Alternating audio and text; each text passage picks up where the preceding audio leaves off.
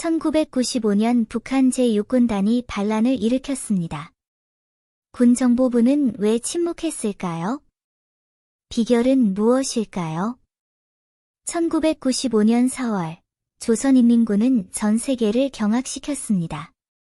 북한 동북부 함경북도에 주둔하고 있던 리진숙 정치위원이 이끄는 육군단이 남한으로의 망명을 준비하고 있었던 것입니다. 이 사건은 북한 내부에 엄청난 불안을 야기했을 뿐만 아니라 남북한 사이에도 중대한 위기를 초래했습니다. 제6군단은 왜 반란을 일으켰을까요? 전 세계를 충격에 빠뜨린 이 사건은 어떻게 마무리되었을까요? 북한의 전 고위 간부이자 노동당 비서였다가 남한으로 망명한 황장엽의 회고에 따르면 이 사건의 배후에는 당시의 역사적 맥락이 깊이 연관되어 있었습니다. 1. 조선인민군 제6군단의 배경 1950년에 창설된 제6군단은 한국전쟁 당시 괄목할 만한 성과를 거두었으며 현재까지도 매우 효과적인 부대로 남아 있습니다. 전쟁 후 제6군단은 북한 동북부 함경북도에 상주하여 북쪽 국경을 지키는 임무를 수행했습니다. 선군 정치를 고수하는 북한은 군대를 매우 중요하게 생각합니다. 조선노동당은 사탕 없이는 살 수 있어도 총알 없이는 살 수 없다 라고 명시적으로 주장합니다. 이 정책 하에서 북한의 경제는 발전하지 못했지만 군인들의 처우는 항상 호전되었습니다. 그러나 1990년대 초 소련의 붕괴로 북한은 가장 큰 경제 원조원을 잃고 경제는 마비되었습니다. 더욱이 북한은 미국의 지속적인 압력과 제재에 직면했고 미국은 여러 문제를 구실로 북한을 억압하며 북한의 군경을 더욱 악화시켰습니다. 김일성 주석의 사망과 일련의 자연재해가 겹치면서 북한의 경제, 사회 여건은 급격히 악화되었습니다. 1995년에는 이례적인 홍수로 식량 생산량이 크게 감소하고 150억 달러의 경제적 손실이 발생했습니다. 2년간의 재난은 국내 경제 붕괴로 이어질 뻔했습니다.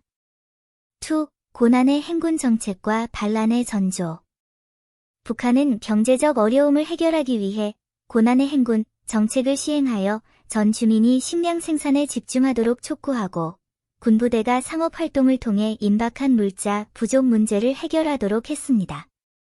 육군단이 주둔하는 함경북도는 산악지대에 위치하여 농업 발전이 어려웠지만 광물 자원이 풍부하고 중러 국경과 인접하여 독보적인 무역지역으로 자리 잡았습니다.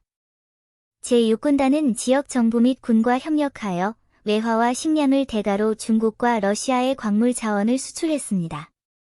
시간이 지남에 따라 제6군단은 지역 관리들과 긴밀한 이해관계 동맹을 형성했습니다. 이러한 관계를 유지하기 위해 제6군단은 지역 안보기관들과도 협력하여 공동의 이익을 추구하는 강력한 공동체를 형성했습니다. 그러나 북한 김정일 국방위원장은 육군단의 행동이 중앙정부 정책과 어긋난다는 것을 깨닫고 군단을 장악하기 위한 조치를 취하기로 결정했습니다. 그는 김영춘을 육군단 사령관으로 파견하여 군수 무역을 단속하려 했습니다.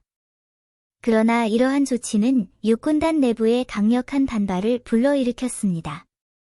리진숙 정치위원과 지방 간부들은 김영춘을 배제하기 위해 결집했고 심지어 그의 지시를 무시하기도 했습니다. 이진숙은 김영춘을 단순히 배제하는 데 만족하지 않고 망명을 계획하기로 결심했습니다.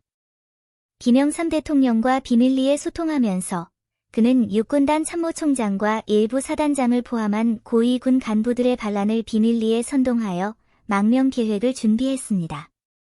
3. 이탈 계획과 실패 1995년 4월 이진숙과 남한의 관계는 더욱 긴밀해졌습니다. 김영삼 대통령은 이 계획을 접하고 기뻐했습니다.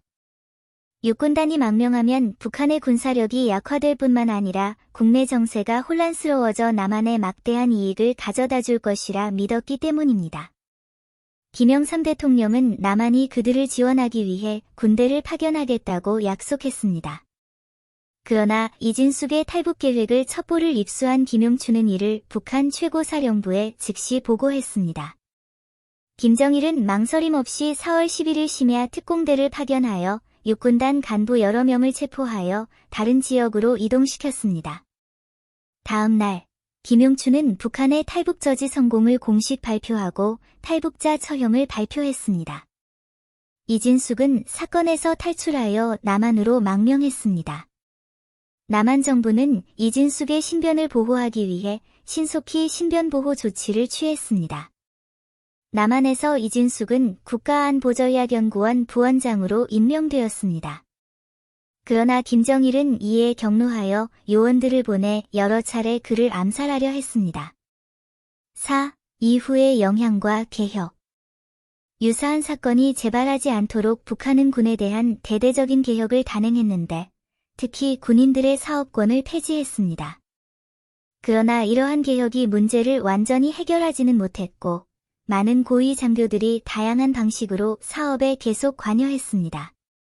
북한 군 내부에는 이후 10여 년간 유사한 부패 문제가 지속되었습니다. 1998년 북한은 사회보장부 부부장 리홍타이가 주도한 또 다른 군사 쿠데타를 경험했습니다. 이 사건의 근원 또한 군부의 사업 정책과 관련이 있었습니다. 김정일은 군에 대한 통제를 강화하고 군 내부의 반란이나 쿠데타를 방지하기 위해 특별 인민군 보안사령부를 설립했습니다. 5. 군 사업의 부정적 영향. 북한군의 상업활동 개입은 수많은 문제를 야기하여 사기를 저하시키고 점차 방향 감각을 상실하게 만들었습니다. 마찬가지로 베트남은 1986년 군부의 상업활동을 허용했지만 이 결정은 궁극적으로 군부가 국내 경제와 사회에 대한 통제력을 강화하고 여러 산업 분야에서 독점을 확립하는 결과를 초래했습니다. 이러한 관행은 군 장교들의 부패와 빈부격차 심화로 이어졌으며 이러한 문제는 오늘날까지도 해결되지 않고 있습니다.